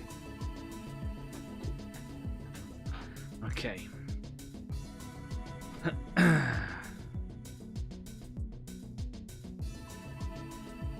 Nope, I thought they were going to be really grippy. They're not. Okay, looks like I'm just going to have to get my fingers a bit mucky. That's fine. I pull that lid open. Now, the paint looks quite dark on the inside, but as soon as it starts to stretch a bit thinner, i.e. on a bubble, as you can see in there, it starts to go really quite bright, quite pale. That's the colour that I'm seeing a lot of. So, make sure there's no contaminants on there. Bits that are going to fall off. Excellent. Just going to give it a stir. And just see what difference that makes. Because that red transformed halfway through what I was doing when I was painting that on. And all of a sudden it just went really dark. I wonder if it's just a mixing thing. What if you misted the yellow all over? What if you misted the yellow over the red to bring it down a tad? Yeah, I could do. I don't want to, because I want to bring the green up, but it's certainly an option. It could just be that these colours just aren't what I'm looking for, and I need to find alternatives. I think what I certainly need to do is go and have a look at more stock references. So I invite you to share with me on Facebook all of your colour, king, tiger and late war vehicles, all of the camouflages, so that I can just see the colours that they're using and the patterns that they're using as well. It would be great if that was on Tiger 2s, but if you've got other things of that same era, then I'll be equally as interested. So show them to me. There can't be enough photos there. Right. Now I'm looking at it. That is quite a bright green, and that is the shadow. I don't think these are the right paints for me. And that's sad because they're an expensive set of paints, and they are really good quality. But these just aren't what I'm looking for. Right? I'm not wrong, am I? Sadness. So I'm faced with a dilemma now. I could carry on with these and just see how it turns out, which I'm quite inclined to do. I could stop, pause this project, wait until more paints come in, carry on, or I could paint it now and then later on, what I need to say is a vortex mixer, correctamundo. What I could do is I could carry on, and then if I like the pattern but the colour saturation isn't right, is when my new paints come in, is kind of go over it. What I'm not going to do is finish the whole project only then to kind of paint over it all later on. So because obviously there's going to be like a lot of panel lines, things like that going in there, filters and weathering and things like that, which will darken those colours down. Just it's the green, man. It's just not doing it for me, you know. Frustrating, because they only get lighter. Do you see the problem? Annoying. Right. Do you know what I'm going to do? I'm going to carry on blocking in the colours, or pending a Wazomatic or pattern pending. Yeah. Do you know what? I really should do, shouldn't I? Okay. So I'm going to go back to the red. I did put a little pencil line over here to put green on there as well, but I'm going to put in a bit more red. And just see where we end up.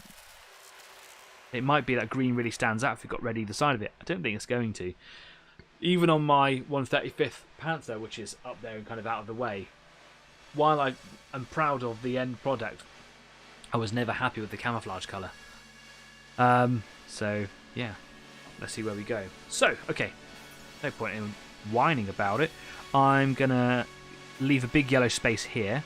And what I think I'm going to do is bring in a line sort of here.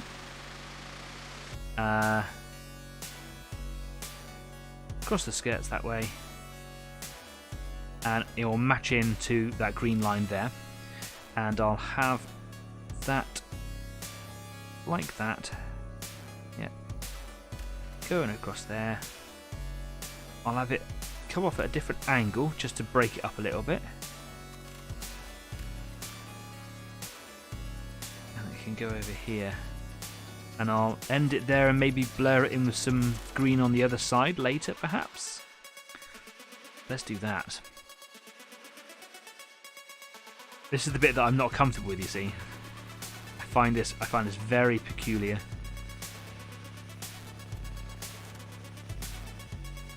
Definitely an autism trait, I think. It's yeah.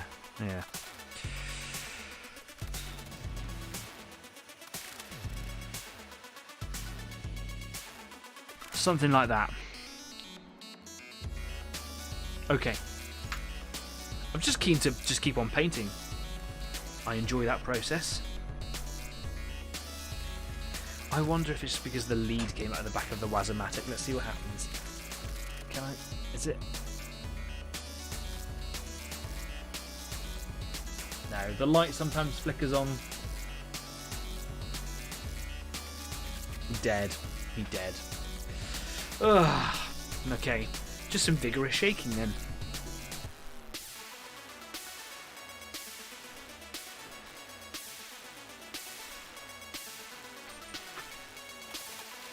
Just a quick quality check of the airbrush. He was getting a bit gummy a minute ago.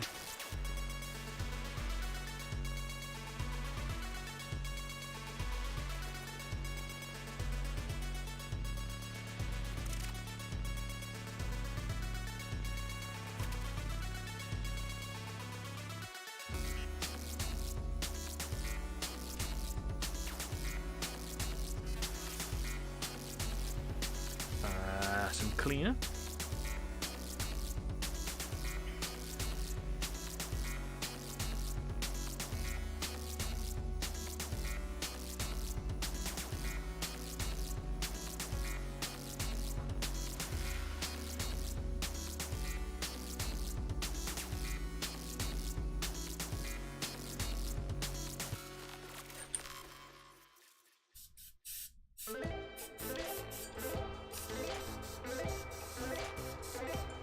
Okay.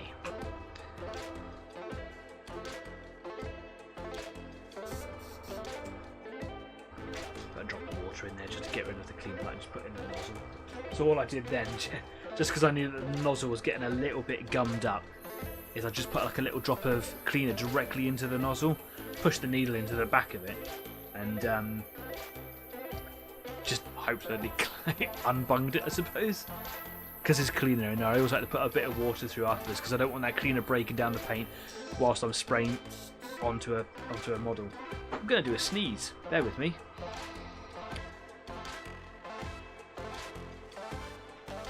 Bless me. Oh, thank goodness for hotkeys. Right. A couple of drops of red, there we go. That is well shaken, but not wowzed.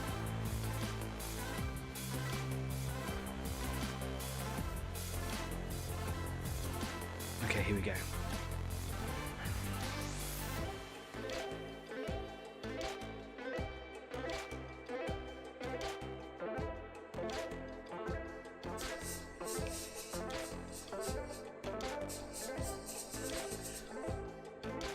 I thought I had a pretty fine needle tip because you can get different diameters for different sorts of works. Obviously wider tips, just like a bless you, thank you.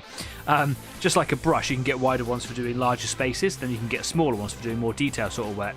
And that sort of detail work, for example, could be doing the outlines of camouflage. I thought that when I bought this, I thought it was a slightly narrower one.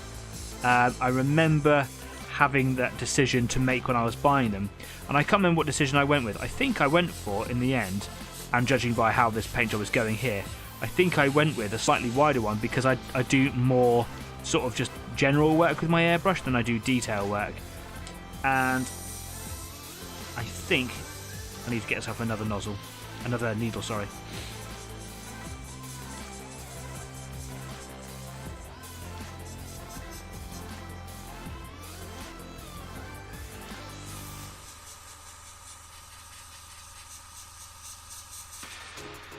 Because when I get to the edges there, if I get up nice and close, I could get quite a nice tight pin line.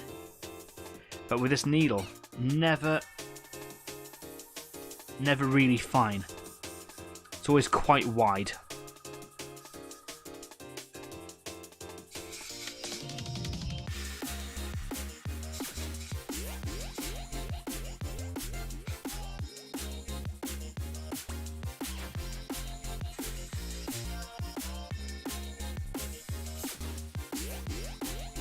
Getting a lot of runaway effect today.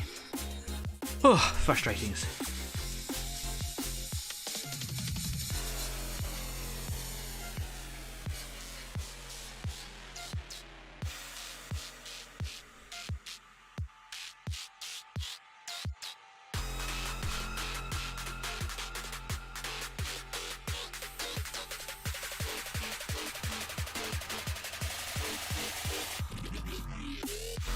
That's the problem I get. See that horrible little effect on the top there? That is, I went too heavy just a second ago because the paint's really thin and really quite watery.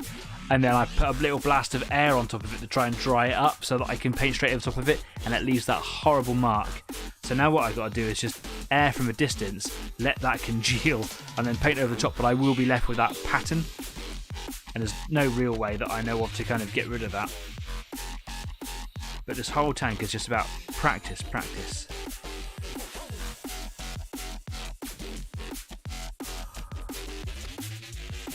Try and rub that pattern away, see if it works, sort of.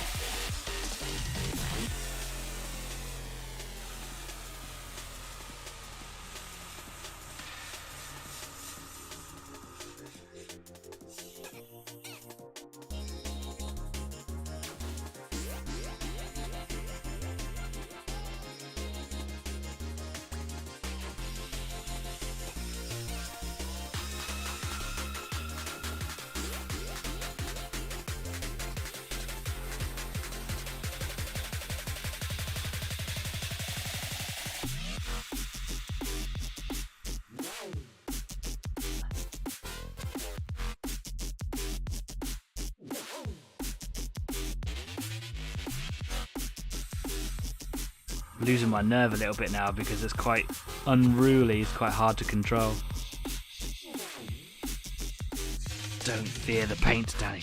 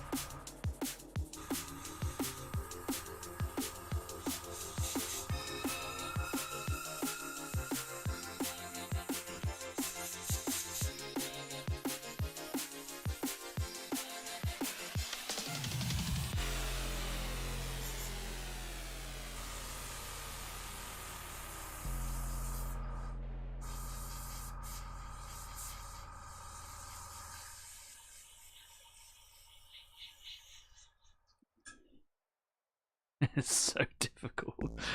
Oh, I'm having a great time though, I think.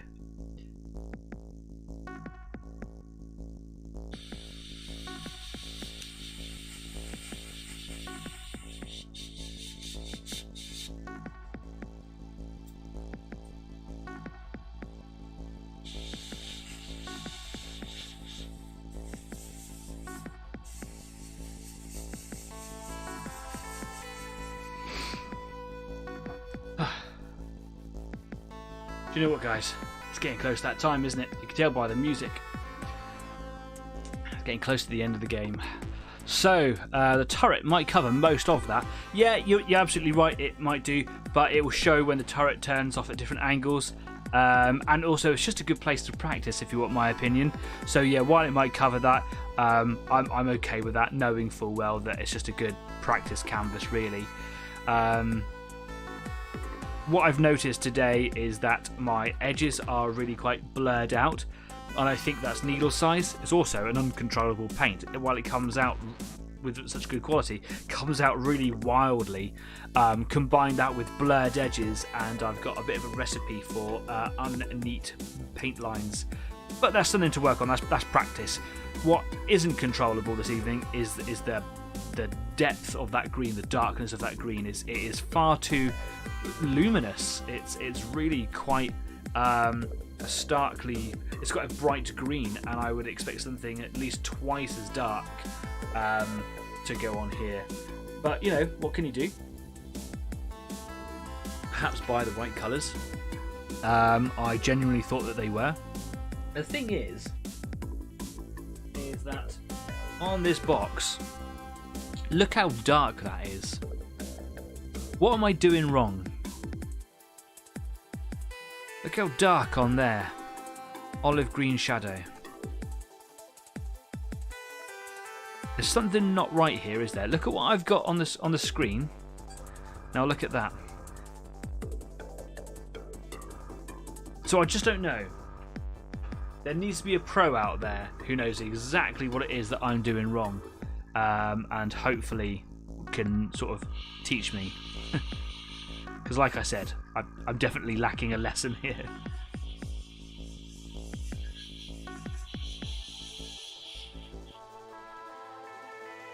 Do you know what also would give me very neat lines here is Adrian's suggestion of blue tack or a putty. So perhaps like over next week I'll get some blue tack and I will mask out my lines physically, draw them in to kind of get an idea where I want them to go, and then actually physically mask them.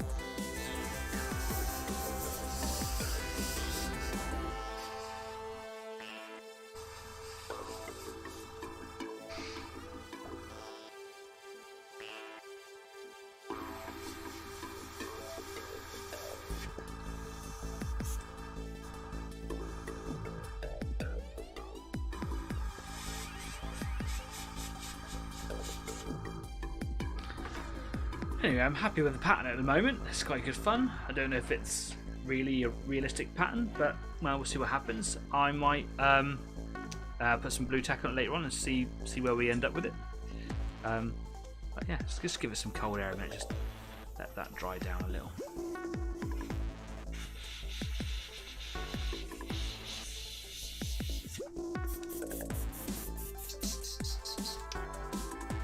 Through the airbrush. I think we're pretty much at the end now.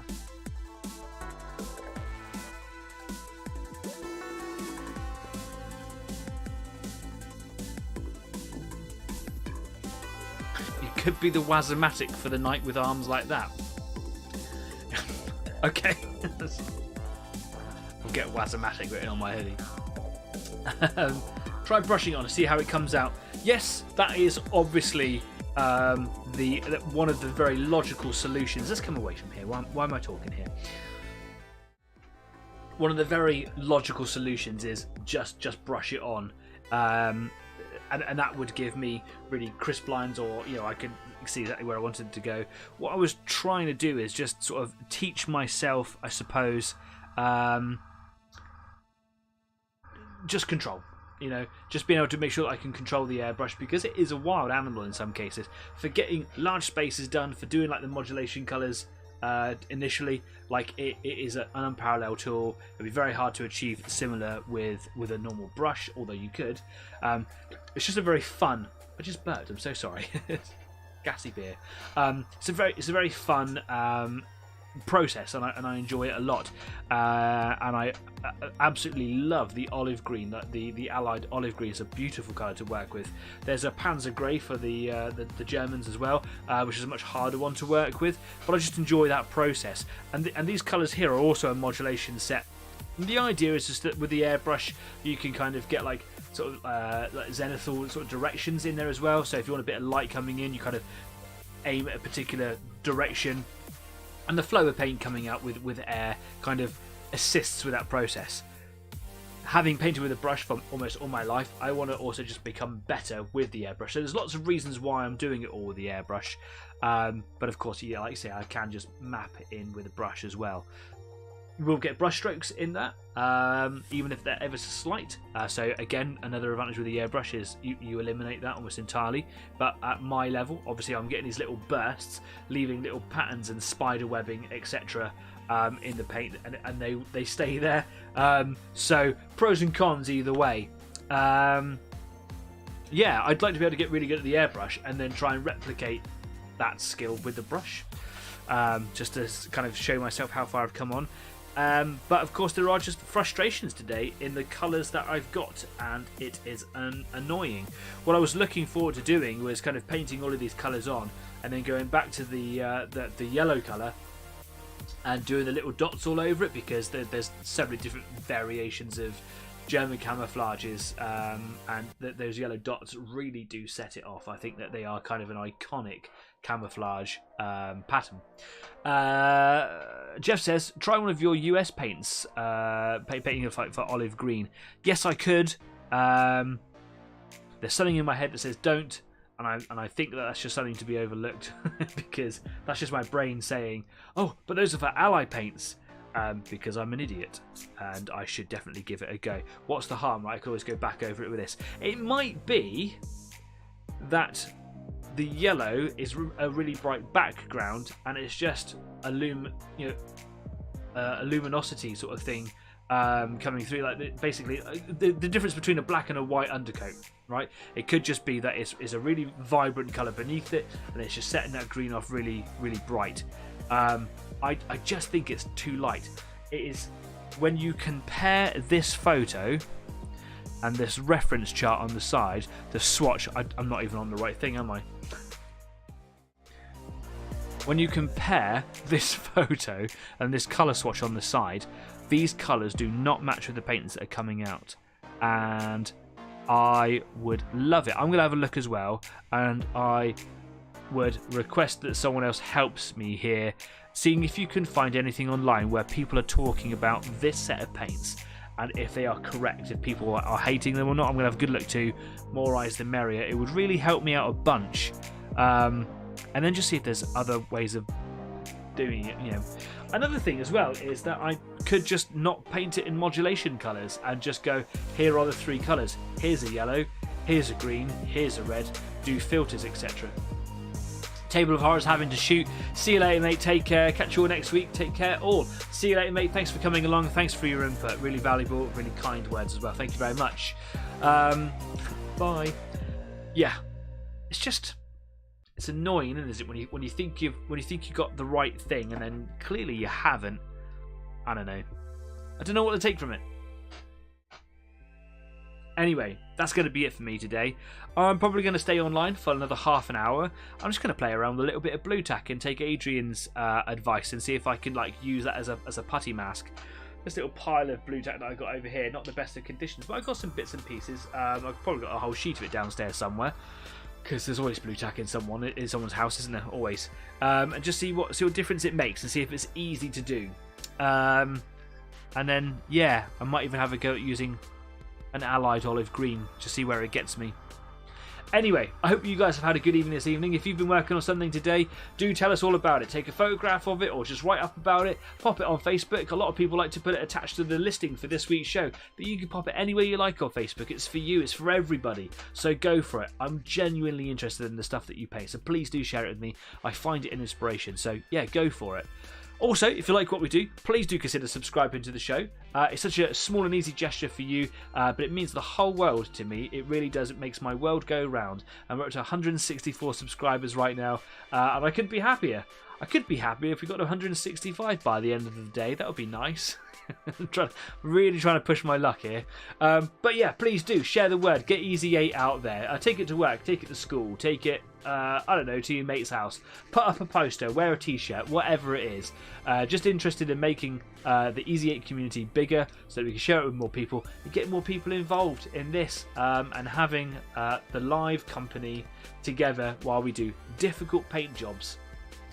Anyway, I am officially the tiredest boy in the whole wide world, and I am now going to retire for the evening. I'm going to be online for about half an hour if you want to come and join me on Discord at the Easy 8 after party, and then I'm going to go for another 5-mile run tomorrow.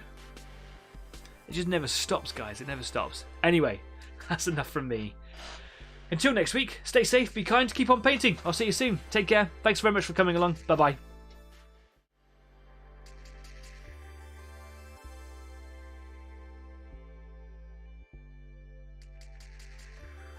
Buy Easy 8 merchandise. Stop it.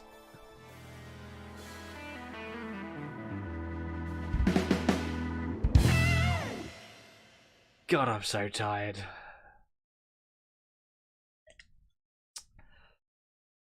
I love beer. Bye, Wazomatic.